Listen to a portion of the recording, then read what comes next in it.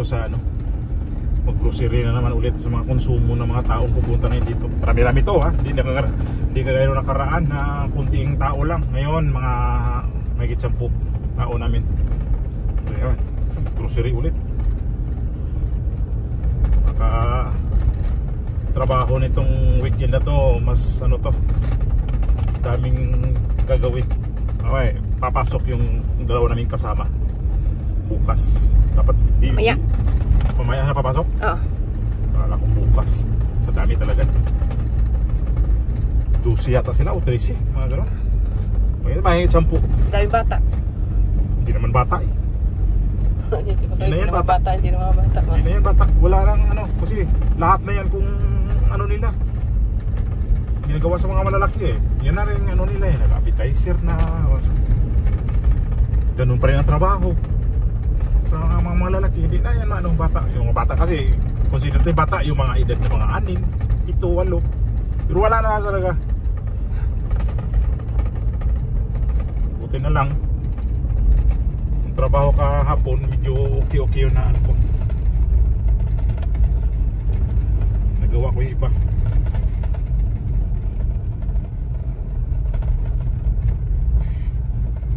Naman tayo sa kalsadang masyadong liko-liko. Uy, ay nako, gulat ako sa, kala ko na ano ni May yung ano camera na i-record niya. Tama-tama talaga yung ano lang, ilang litro lang mula dito. May truck ng mga feeds nag-deliver dito sa kabilang farm yata yun. Nagbusina, nasa gitna ba naman siya? Eh ako, ganito lang naman takbo ko eh. Ano bang takbo ko dito? Kasi nagdadadala ko, kala ko na naka ano pa yung camera, naka-on pa. Yung pala wala na. Busina siya. Eh ako nasa gilid na. Yung mga delivery truck kasi dito, hindi talaga yan sila ano sa gilid. Kasi ano nila na malaki silang truck. Ang gitna talaga yan. Medyo nagulat lang din ako ng konti. Kasi busina pa naman nasa gitna siya. Eh paano kung makaano pa? Eh ako naman naka-position ako dito sa gilid, pinakagilid ko lang talaga. Hindi naman ako nag-ano nito yung gitna, lalo pag ganitong araw kasi di ko makita yung kasalubong. Paggabi, gitna ko. Kasi kita naman yung ilaw eh. Malayo pa, kitang-kita na yung ilaw. Yung highway na kasi namin dito, wala tong ano. Wala masyado tong dumadaan yung paggabi. Pero ngayon gulat din yun. Gulat yun. Kaya malaki siya. Kitang-kita niya tayo na ano, paliko sa sa kurba. Kurvada na yun. Talagang kurbada talaga. Doon kami nagkasalubungan. Ano siya eh, Nanta ang tatak ng delivery. Nanta, di ba Nanta? May ano sila, may feeds na Nanta. Ano yan? Mga feeds talaga lahat yan. Dito sa ano, dito sa Santa Teresa. Ibon, mga baboy. Nanta. Wala pala siya. Lahat ng feeds meron yan sila, Nanta.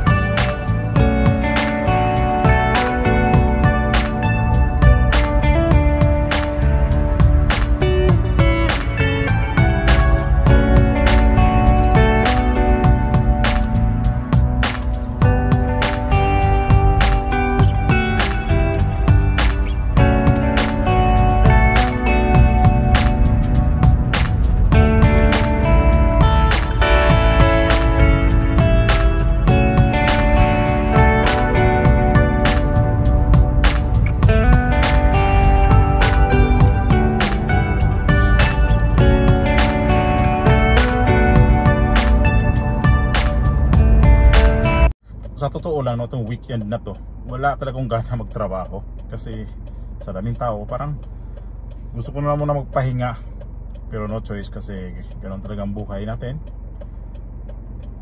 At walang gana, pilitin na lang natin na magtrabaho.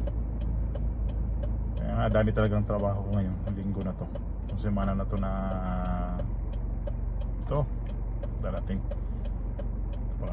Antay ko pa kay Miray na bili pa ng gamot dun sa may pharmacy. Alam nyo, dito sa Spain, buhay na buhay mga tao ganitong oras. Kasi mag-alas 12 na ng umaga, alas 11:30, buhay na sila dito. Ayan na si Miray, papunta na. Ayan mga tao dito, kanya-kanya punta sa grocery, bangko, mga ganyan. Ano? Diyan na sa ano. Kaya dito, tingnan nyo dito. Ito yung oras na buhay sila dito. Pupunta nga na ng mga grocery. Mga tao dito, may mga ganyan, nagtambay-tambay sa mga gilid-gilid, sa mga... Basta, ito yung oras nila. Galaw-galaw sila. Hindi kagaya sa Pilipinas na alas 6 na umaga, alas 5:30, galaw-galaw ng mga tao dito. Ganitong oras. Beat, may mga yung motor, babae. Basta ganitong oras sila. Kumpara sa atin, ang mga tao pag namalingki, maaga. Hayos dalawang lulo. Hinatid niya. Kamukha ni Israel, oh. Babae yan. Babaeng aso yan. Ito, yung matanda na to, ayan mo. Galaw. Ngayon na isa nag-grocery. Grocery kasi dito nagbubukas alas 9 o 10. Depende sa mga grocery. May mga grocery nga maliliit, alas 10 ng umaga.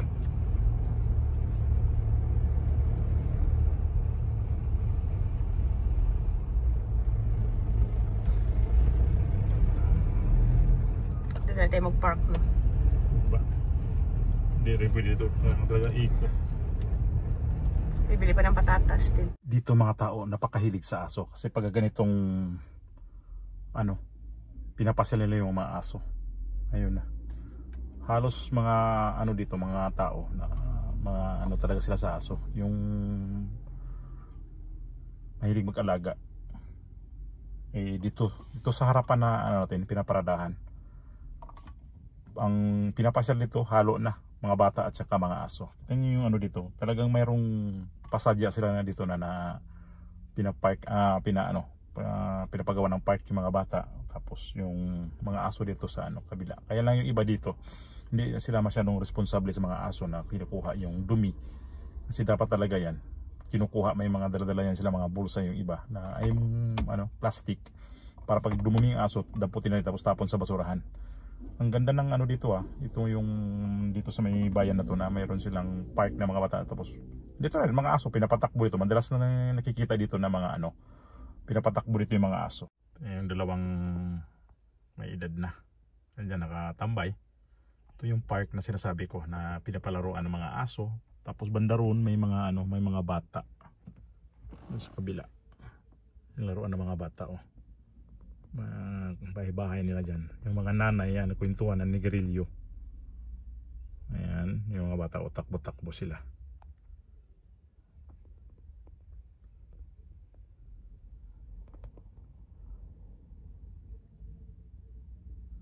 Ayan, nanay dyan, nagbabantay ng mga bata habang naglalaro. Ito yung laruan ng mga bata. Hindi masyadong kagana na park, pero na-enjoy naman sa mga bata to. Tsaka yun, may aso.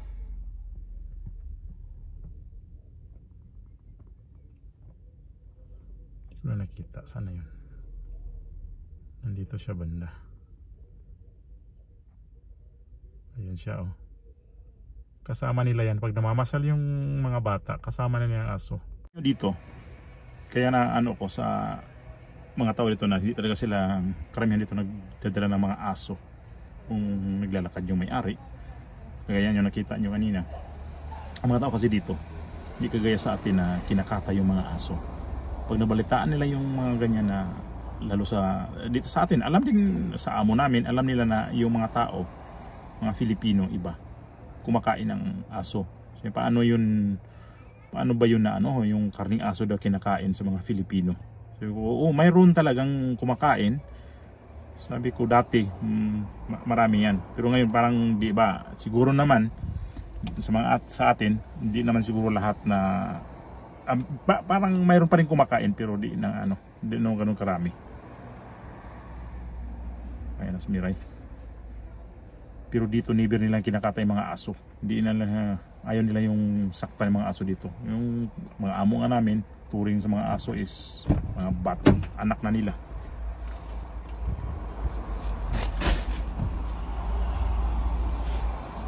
Ano yung kamatis yung ano? Oh, Bago talaga? bago. Saka ano, binuksan niya. Ang ganda ng ano. Pag-dos, ano, 40 kilo. 240 kilo? Mahal siya.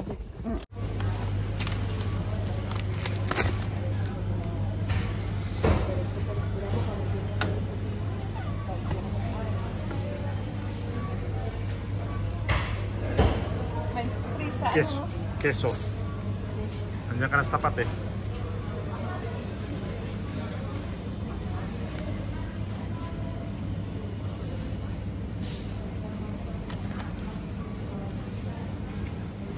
Ano hanap mo?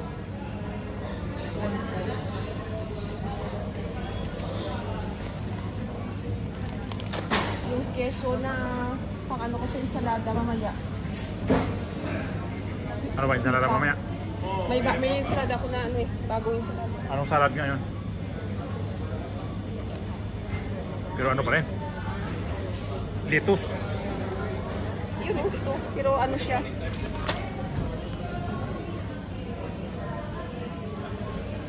Wala naman masyadong tao. Wala naman masyadong tao dito kasi tapos na yung mga bakasyon. Ano? Uwi na. Hindi ganun kabisi ng nakarang mga linggo na summer yun. Ngayon wala na. Din kaya to.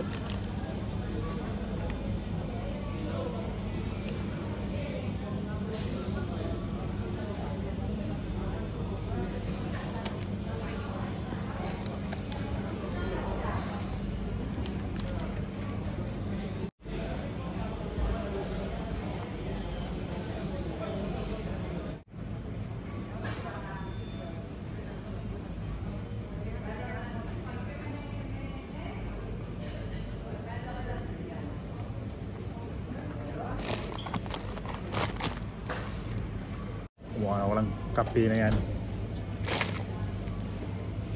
Tuloy tayo. Gatas pa Miray, no? Karga kaya dito. Dahil pang kulang namin kunin. Hindi ko pwede mag ganon-ganon sa camera sa cellphone ko kasi bawal. Pwede na itutok ko dito sa mga ano mamaya. Nasita ako dito. Madalas pa kami dito mag grocery. Baka i-ban ako dito. Yari ako. Ano lang bigan niya. Ito? Apikuso. Ano ba yun? Nakita ko kanina. Ayun. Ito nga. Ito yung mga rigan niya. Ilan ito? Dalawa, tatlo? Yung dalawa. Hindi na ito. Nakadir na yung ganyan. Nasa mga iba. Tao. Yan ito yung ano ko na ingat na ako dito mag vlog kasi mamaya bawalan ako o kaya iban ako. Yari ako. Nakaw lang.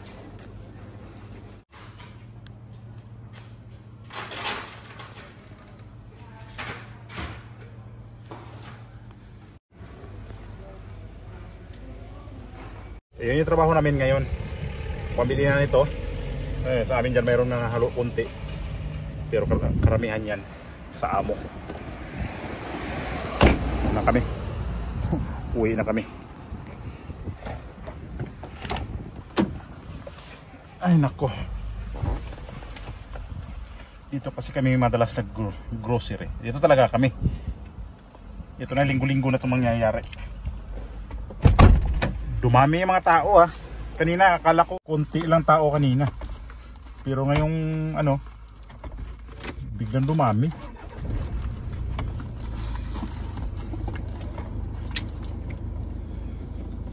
Ang dalawa na yung media.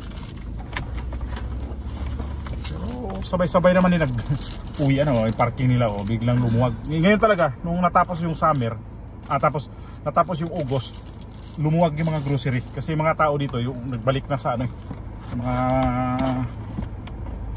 kung saan sila nanggaling, bakasyon nila. Munti tao dito sa harap. Kotse.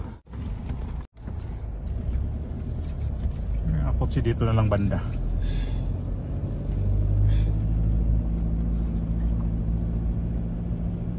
Ito maganda mag-grocery dito pag mga alas 3, alas 4 kasi kunting tao lang. Alas 2.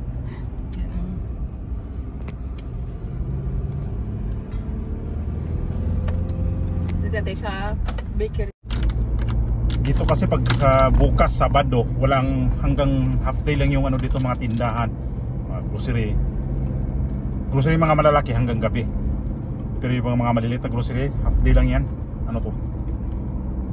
Pinagatan ko na yun.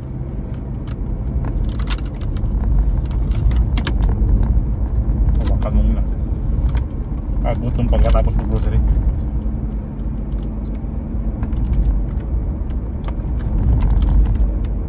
Kaya bukas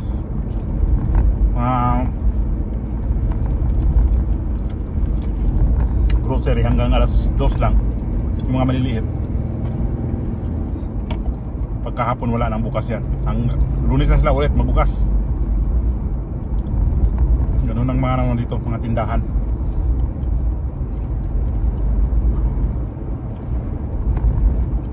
Nag-aalan na siya tatong sa likod na.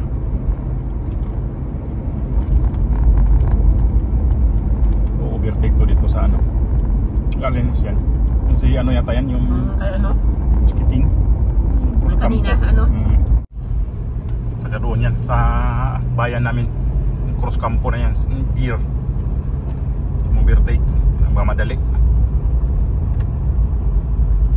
Kalimutan pang bilhin na ano, mga kalabasang maliliit.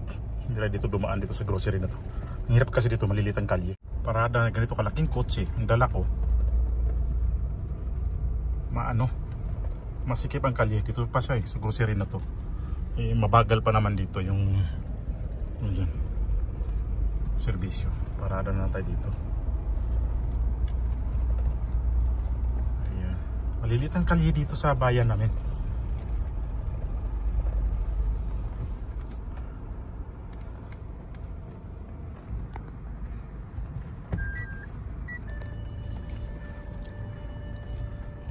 Tayo dito sa may gilid na lang.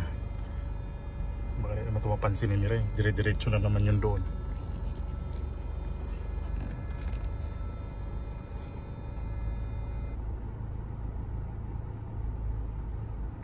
Sabi, tagal ni Miray.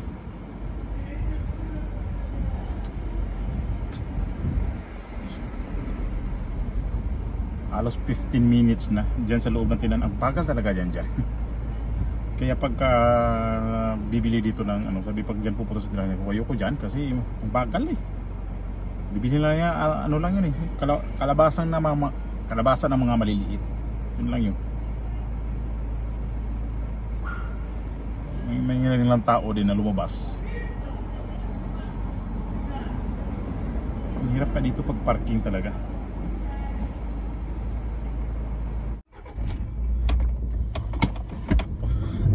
Kaya si Tila tumulong, nagdiskarga kami ng ano, pinag-grocery namin.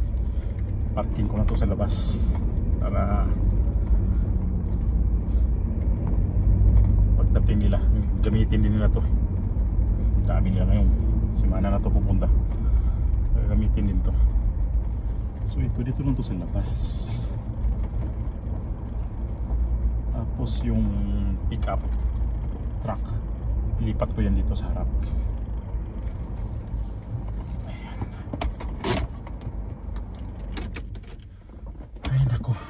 Alas 2:30 na ng hapon. Hindi pa kami nakakain.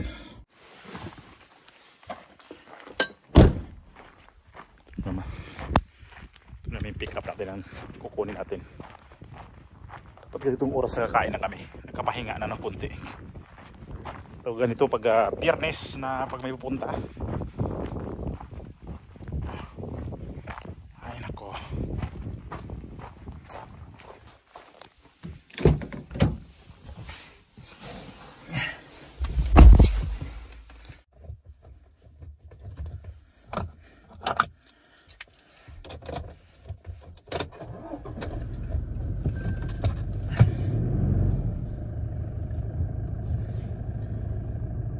ko lang ito ipasok doon kasi nandiyo yung mga kotse nila mamaya. Daming kotse darating. Sa gabal pa to. Dito na lang to ilagay ko sa tabi sa isa. Ganitong oras medyo talab ang init.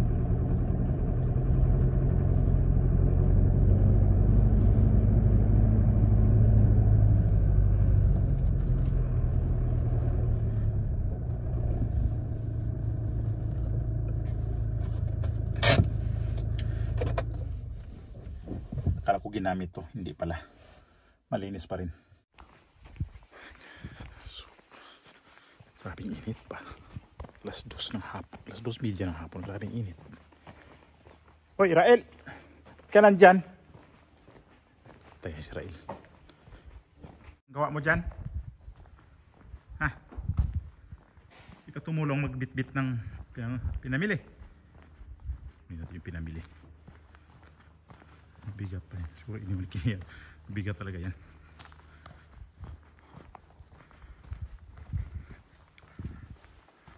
Ito lang. Pinamili. Ano, Ray? Uwi na tayo? Yung tinatapos nila yung ano.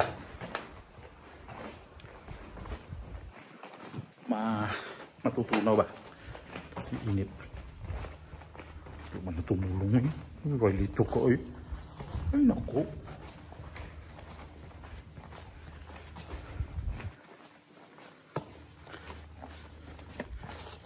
Kailangan magpatay ng motor. Kasi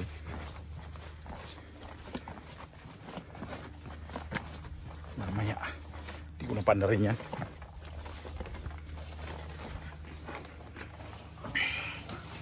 Sa lubong kasi. Ay nako.